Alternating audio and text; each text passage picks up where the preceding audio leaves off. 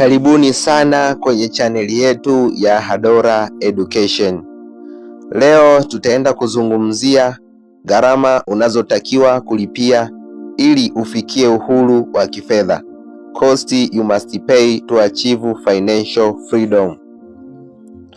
Kabla hatujaendelea, ninakuomba usubscribe, ulike, ukomenti na ushare kwa wengine hii video kwenye chaneli yetu ya Hadora Education. Leo tutaenda kuzungumza hii kitu muhimu sana kwenye maisha, uhuru wa kifedha, yani financial freedom. Lakini si tu uhuru wa kifedha, bali gharama unazotakiwa kulipia ili ufikie uhuru wa kifedha. Costs you must pay to achieve the financial freedom. Kabla hatujaenda mbali, hebu nikuulize swali moja. Kwa nini watu wengi wanatamani kuwa na pesa, lakini wachache sana wanafanikiwa? Ukweli ni huu: watu wanaona matokeo, lakini hawaoni gharama iliyolipwa. Kila mafanikio makubwa yana gharama ambayo si kila mtu yupo tayari kuilipa. Sasa, uhuru wa kifedha ni nini? Kwa lugha rahisi sana, ni pale ambapo pesa zinakufanyia kazi wewe, badala ya wewe kufanya kazi kwa ajili ya pesa. Yaani, una kipato kinaingia hata kama hujaenda kazini. Hebu fikiria mfano huu. Kuna mtu ana biashara ya kuku au uwekezaji fulani. Kila siku anapoamka, hata kama hajaenda kazini, bado anapata pesa. Anaweza kukaa nyumbani, kufanya anachopenda au kutumia muda wake kwa familia, na bado maisha yanaendelea vizuri. Hii ndiyo uhuru wa kifedha. This is financial freedom. Lakini sasa kuna ukweli mmoja ambao watu wengi hawataki kusikia.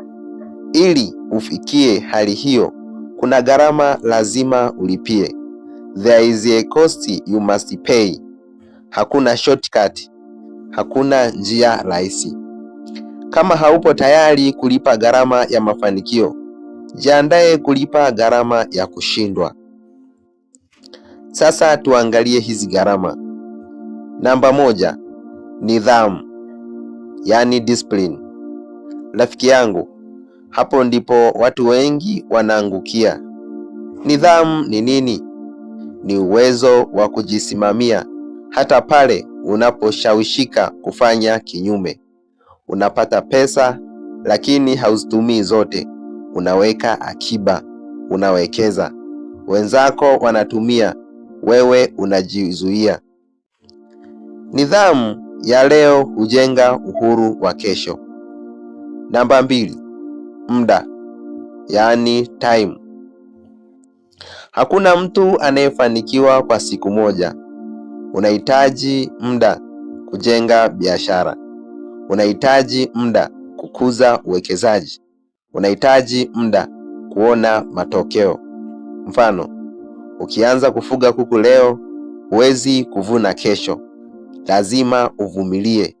Vitu vikubwa vinahitaji muda kukua. Namba 3, maarifa, yani knowledge.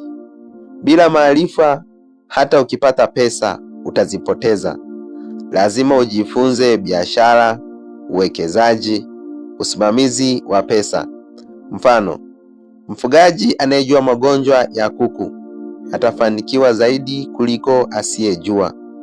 Maarifa ni mtaji mkubwa kuliko pesa. Namba 4, kujinyima, yani sacrifice. Hii ndiyo sehemu ngumu zaidi. Inabidi ukatae starehe za muda mfupi, uache maisha ya kuonyesha watu, uishi chini ya uwezo wako.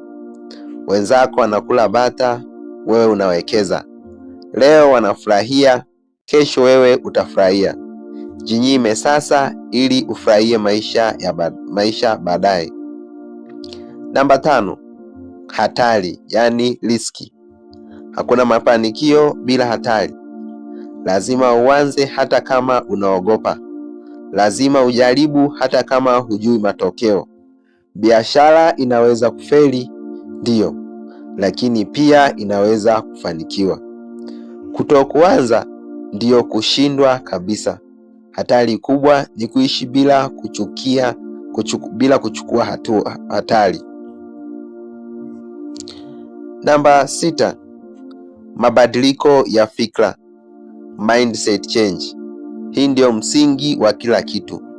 Lazima ubadilishe jinsi unavyofikiria, kutoka kutumia pesa kwenda kuwekeza, kutoka kuonekana kwenda kujenga maisha, kutoka mshahara kwenda vyanzo vya mapato.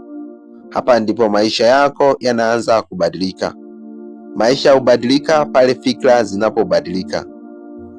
Mwisho kabisa, uhuru wa kifedha si ndoto, ni uamuzi. Ni kwa wale walio tayari kulipa gharama, kuvumilia, kujifunza na kuchukua hatua. Hakuna shortcut, kuna mchakato. Imani yako na juhudi zako ndizo zitakazobadili ulimwengu. Karibu sana Hadora Education. Kama umejifunza, ninakuomba usubscribe kitu gani ulichojifunza leo. Ulike pia ucomment. Ninakuomba uandike hapo chini kitu ulichojifunza leo. Karibu sana Hadora Education.